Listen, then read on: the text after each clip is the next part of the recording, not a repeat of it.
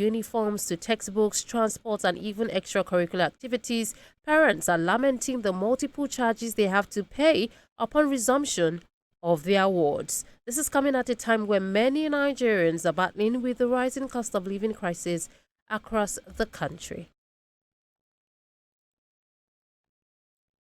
It's not funny because you see yourself planning to pay school fees, maybe what you paid last term, and your son or your children are coming back with different increments in school fees without pre-information or anything. They just come back with their news watch. You see the increments. It's not funny because salary is not increasing. It's not like business is booming, taxes everywhere. It's not funny. It's not funny at all. Like my son, yeah, Federal Government College, that's JS. Yes, he's entering JS2 now. They used to pay 47,000. Now it's 72,000 I'm paying. So see the margin. The margin is not, it's almost double. But we thank God, we'll survive. Where I was, we were paying 100 and no, we were paying 98,000 per student, and now it's around 130. Okay, plus the fees. I mean, the to be paid for the uniforms, and I'm talking about 3 sets, 2 regular sets, and then 1 sports wear, which may also add up to about 50. For a civil servant, that is quite much. All right, that was a vox pop of people from the southeast. We're trying to get from the north, but just to have a hands-on knowledge on what's really happening. But we've seen some state governments step in, with some states such as Edo State, Anambra, Kogi State, Benue State, Plateau, Ogun State banning compulsory textbook sales, restricting arbitrary fee hikes, and outlawing excessive graduation ceremonies that pile more cost on the parents. In Kaduna, the state government has warned private school owners across the state against arbitrarily increasing tuition fees without first obtaining official approval from the Kaduna State Schools Quality Assurance Authority. But questions remain as to whether these measures can truly curb the financial strain. So today on The Big Story, we ask, what is leading to these arbitrary hikes? What is the implication of these hikes on the education sector? How sustainable are they? Because this is what some parents are asking. And what balance must be struck between the survival of schools and the survival of families? Joining me on the conversation this afternoon, I have 2 guests. I have the Southwest Zonal Coordinator for Civil Society Action Coalition and Education for All. We have Barrister Stella Francis. Good evening, Barrister Stella. It's great to have you on the program. I'm glad to be here. Thank you. Thank you so much. It's also to note that, this NGO has to do with ensuring that children have the education that they need and it is inclusive. So that's one thing that the Civil Society Action Coalition and Education for All does. We also have the chairman for Agege chapter for the National Association of Proprietors of Private Schools, NAPS. We have Mr. Afolabi. It's great to have you on the program. Good evening, Mr. Afolabi Femi. It's great to have you on the program this evening. Yes. Good evening, presenter. I'm glad to be here. Thank you. I hope a good and a discussion. Yes, thank you so much for joining us. Although it seems like there's a feedback from your end. I don't know where the noise is coming from. But let's begin with you, Mr. Afolabi. So many parents have complained about this hike in tuition fees. I mean, we played a voice here where someone said from 75,000 it was increased to 130,000 thereabout, and sometimes they are not even told is after vacation, or when they're going on vacation they just bring their assessment, and this is where they see that it has been increased. But from the perspective of private school proprietors, right, and you're in Lagos Agege branch, what can you say is the reason for this increase? Because people want to know, why are we seeing this arbitrary increase? Yeah, going to you once again. My name, like you said earlier, is Afolabi Obafemi, and I'm the chairman of the National Association of Proprietors of Private Schools for Agege Local Government Chapter. Now, to your question, there's a lot that around running a private school. There's a lot that loads of expenses that private school owners have to incur as they run schools. And the fact is, 80% of what a primary school owner makes actually goes on maintaining this, and particularly remuneration of teachers. And teachers are also citizens of the country. They are Nigerians. They take public transport. They buy food from the same market where we buy food from. They live in rented apartments. They are also trying to build their own homes. So their whole running cost also has increased. And as it is, teachers are demanding huge salaries, which to a very good extent we cannot blame them. The economy is harsh. Imagine giving a teacher 100,000, 120,000, working for 20 days. Teachers get to school as early as 7, and they leave sometimes as late as 3:30, and in some schools even 4. And most of them actually have to catch up with extra lessons, home lessons, and all that. In a normal situation, if their salary was huge, remuneration was huge. They do not have to combine basic work with extra lessons and a whole lot of, some of them even have shops. After leaving school, they go to their shops. Some have to run businesses online. So the fact is, the money we make in private schools these days is not even enough to pay our teachers. And there's practically no support from anywhere. So what we make is what we give back into the system. Imagine running a school and you are not upscaling. You are not maintaining your building. Some schools have to pay huge rent. Some have to keep building, some have to keep expanding as the population increases. For every expansion you make or you do, it means you are spending more. So this is actually I think one of the reasons why some schools are increasing the fees. If you run a school board, Okay. I'll come back to you, Mr. Afolabi, on that. So let me take you to Barrister Stella to react to that. What's your reaction, to this increases? Because we've seen parents complain as to, oh, this is just too much. And also hearing what Mr. Afolabi is saying. So how do you react to that? Well, I sympathize with the private school owners, but we must take cognizance of the fact that education industry is more or less a social enterprise. So, bearing in mind that Nigerians are already undergoing a worsening economic hardship currently, I will expect that our private school owners will sympathize with Nigerians. I know the education industry is a lucrative one. A lot of our private schools are milking the children dry with one form of payment or the other, apart from school fees.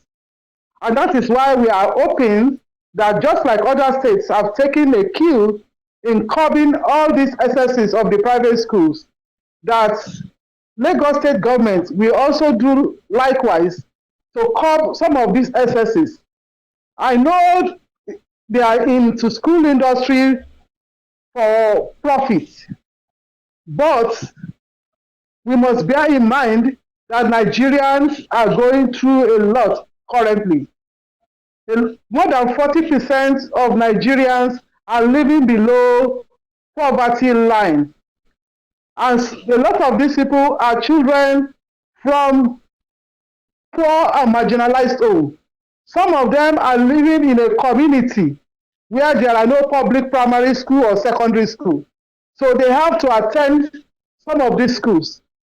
So arbitrary increase of school fees will invariably reduce access and enrollment by these children. And let's take note of the fact that Nigeria already has a high rate of out of school. So if these children from marginalized homes are sidelined because of incessant increase in school fees, then we can be assured that the rate of out of school will continue to increase rather than decrease. And that is why we are appealing to the private schools. We are not saying you should not increase, but take note of the people that you are serving. Take note of their social standing, of their economic standing, and let your increase reflect what these people are going through. Okay.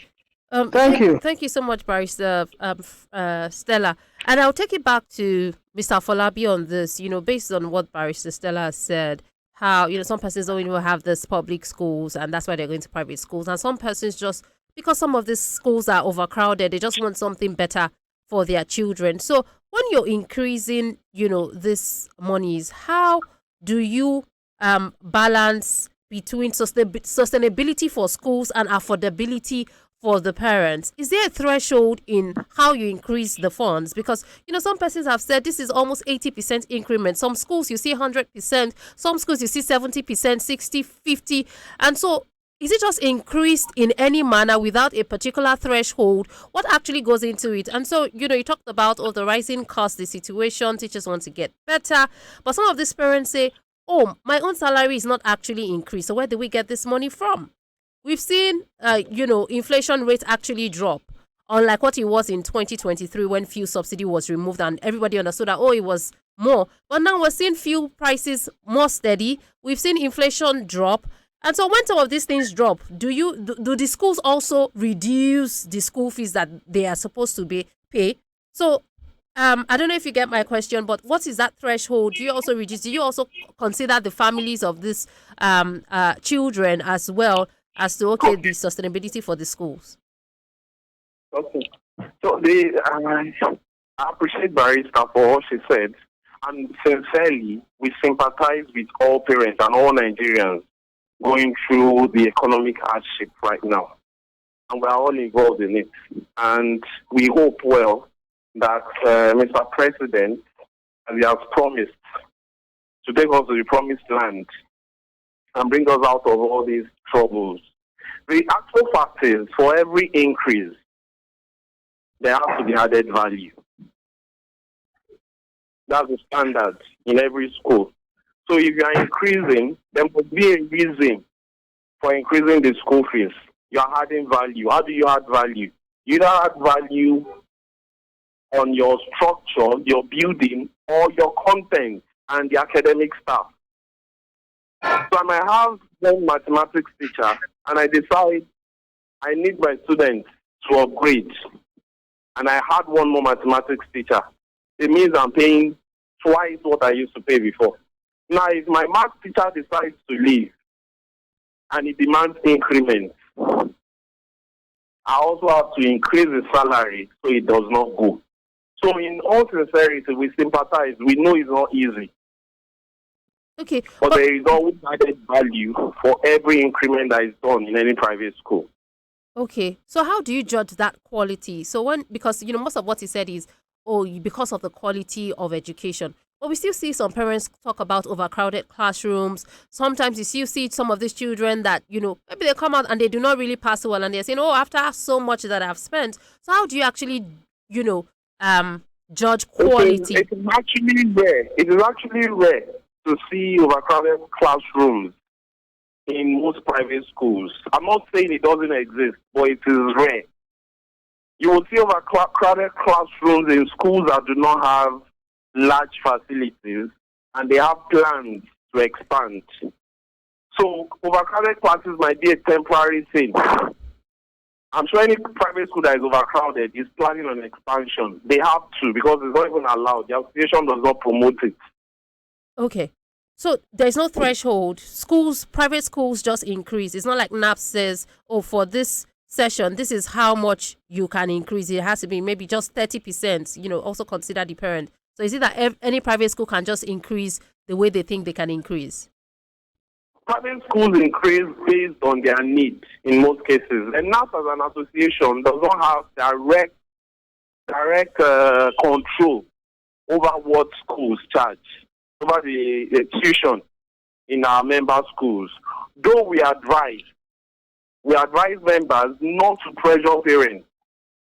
And obviously, some will heed to the advice and some would not. Okay. Let me take you back to Barrister Stella on this.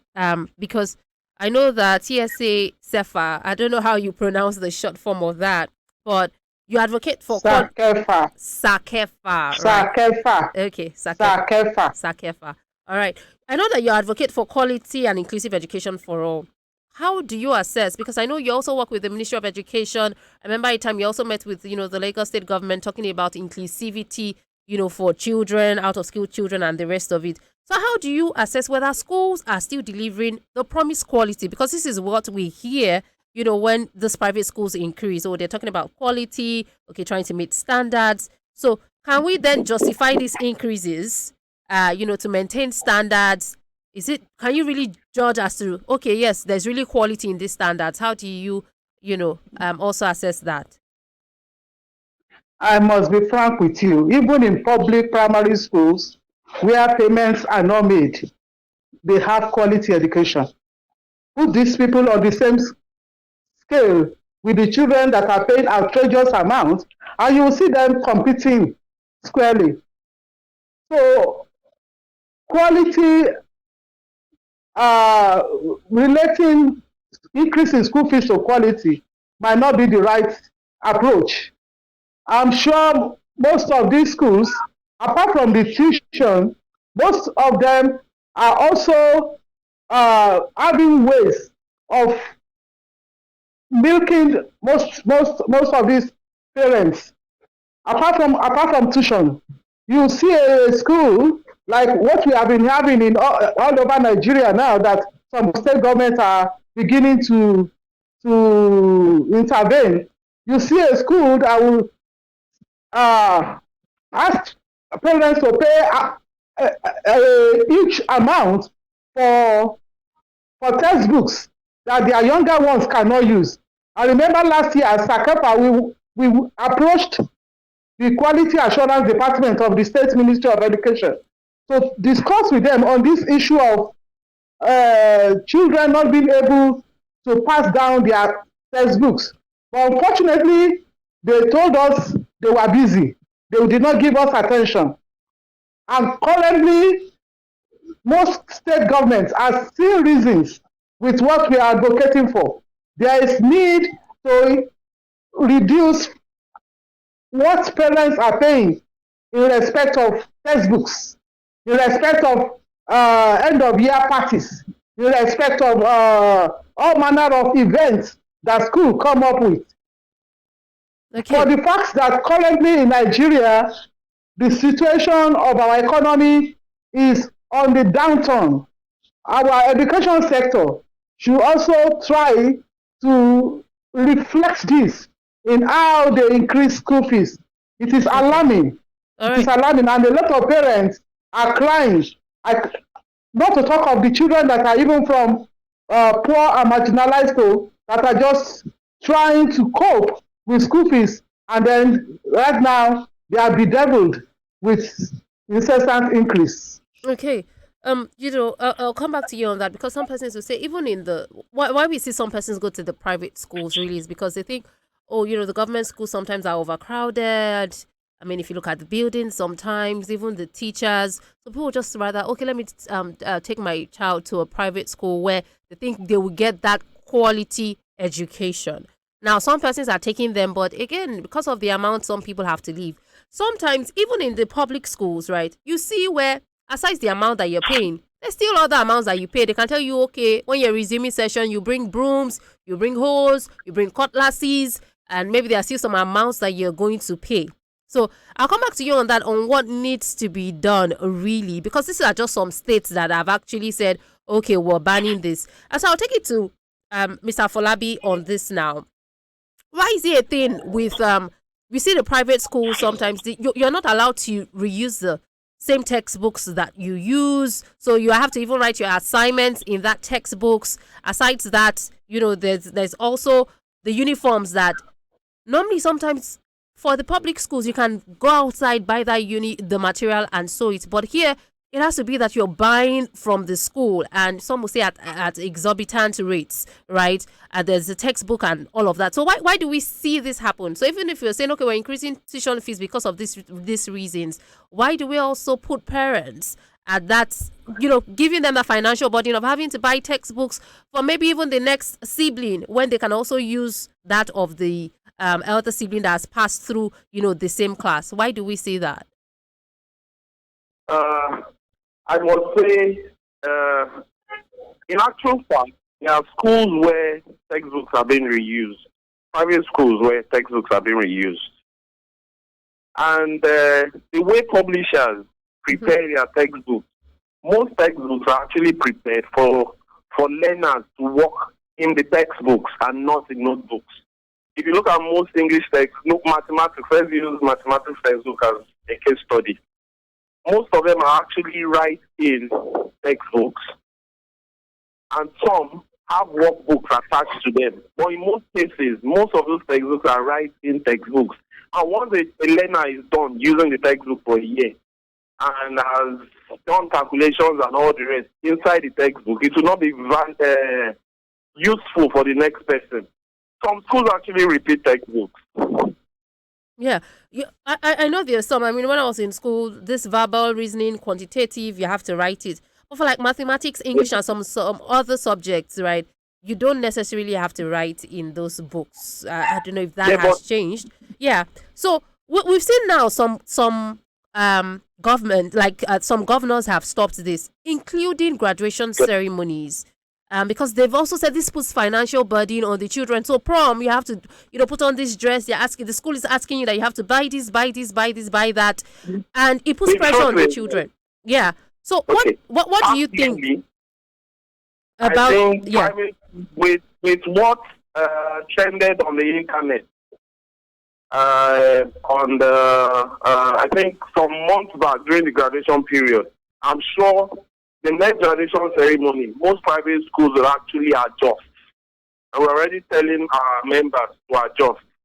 Nobody wants to put that kind of pressure. Personally, I do not like the idea of graduation ceremonies. Don't be surprised that most times parents force it on the school that their kids must have graduation ceremony. And they start giving you instances. Now, I'm not blaming parents. Personally, I don't like the idea. One, it is stressful. We would rather spend on attires and getting beautiful venues than honoring academic excellence. I personally don't buy the idea of graduation ceremony.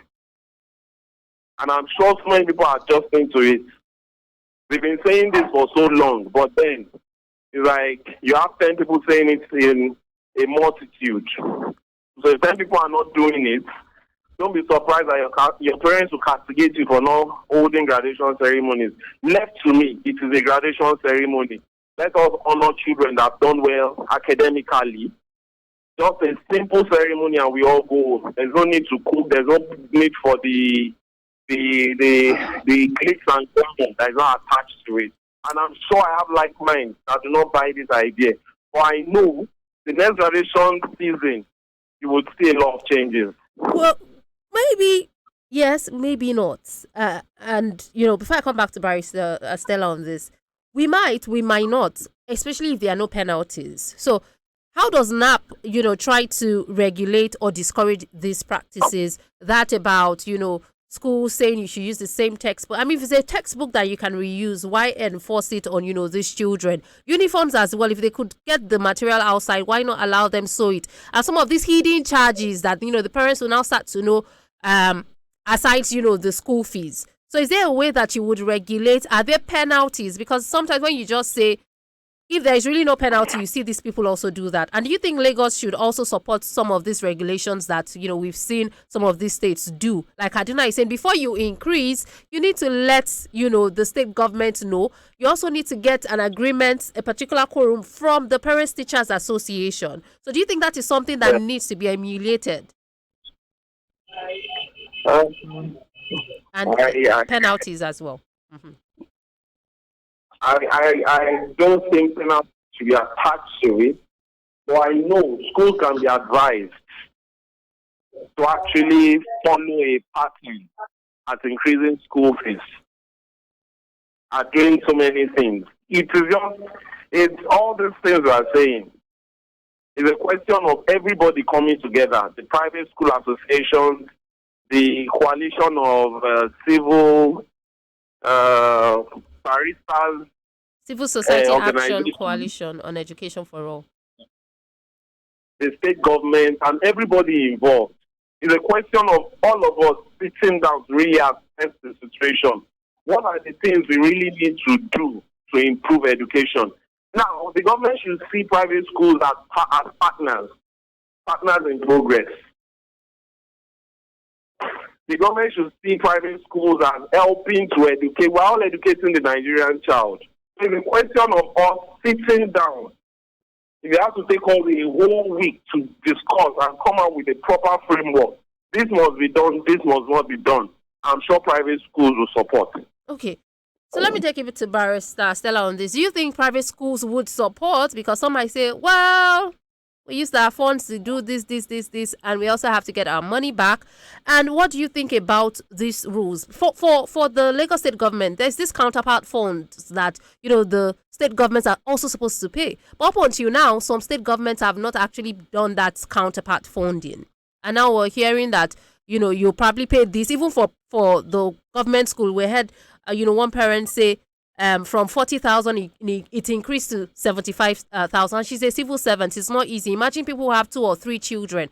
So how do you think some of these things should be regulated? And do you think that Lagos states, right, should also emulate, not just Lagos states, every other state should emulate some of these things that they've talked about textbooks, about, graduation ceremonies, most of them emphasizing on primary and junior secondary school, don't have anything, nursery and the rest of it. And the fact that before increment, also get notification from the state government. Well, I know that the Association of Private School Owners are more or less lost association of like minds. They don't have regulatory power over their members. But the Quality Assurance Department is supposed to take a regulatory role in most of these private schools. And I begin to wonder what they've been doing. On the issue of textbooks, there is a need for a multi-stakeholders meeting between the Quality Assurance, Ministry of Education, private school owners, and publishers of textbooks. In the past, it never used to be so that your child cannot pass over his or her textbook to the sibling. In public schools, government provide textbooks, and these textbooks are not owned by the students. Subsequent pupils use these same textbooks. What they use is their exercise books to do their work. I want to also subscribe to the fact that Lagos state government should take a decisive decision on the issue of textbooks in our private schools. There is a need for it. And in respect, there was something you said earlier. Counterpart funding, or which one? Okay, well, with relation to counterpart funding, it has nothing to do with private schools. Yeah. It's supposed to be what Lagos state government is supposed to get from UBEC. Yeah. So I was saying that because also they said they increased, some of these school fees in these public schools. So I'm saying, if they could assess this, would we be seeing the increment, and what do they also need to do on their part to ensure that it is affordable? Because we might think it's free, but people still pay for different things in school. Some people who can afford still pay these textbooks. Not everybody even get these free textbooks in some of these public schools. Well, that is rather unfortunate. One of the things that we have been advocating for is increased funding in the education sector. Unfortunately, most of our governments are not assessing that counterpart funding from UBEC. I don't know what their reasons are, but we will still continue to advocate there is need to increase the funding in the education sector. If you, when you even look at government policies, although currently they are trying to change these policies, the policy is that basic education is free and compulsory. So far in Lagos is free, but we can't speak for other parts of the country. Yeah. So when you begin to increase school fees, especially in government schools like their model colleges, you are trying to take that basic education out of the reach of the poor. Okay. Barrister So Stella, we want to, sorry to yes, cut yes. in. Yeah. So we had some of the things that Mr. Afolabi mentioned. Now, you said the quality assurance department should look into this matter about arbitrary increase. So I'm looking at a way, how can we curb these arbitrary fee hikes? Because schools can say, the private schools can say the government is not helping them in any way, so they need to make their money back. They need to pay schools, they need to remodel their buildings and the rest of it. And so we continue to see these arbitrary hikes that parents cannot actually afford. So how can they curb it? Well, that's the work of the quality I'll come assurance back to you, department. Mr. Afolabi. Okay. That is the work of the quality assurance department. They are supposed to do an oversight function in these public schools. Mr. Afolabi, I please want hold to on. believe that the schools are relative. What I mean by that is that depending on the school where they want to increase, there are some schools that are highbrow. They can afford to increase because they have their clientele. But there are some schools that are medium to low income schools that most parents cannot afford an arbitrary increase. And in this case, the quality assurance department holds the citizenry an obligation to ensure that these schools are not taken out of the reach of the poor. Okay. We are not oblivious of the fact that they have to pay salaries and they have to do all sorts. But the increase should be commensurate with whatever is the prevailing circumstances in their environment.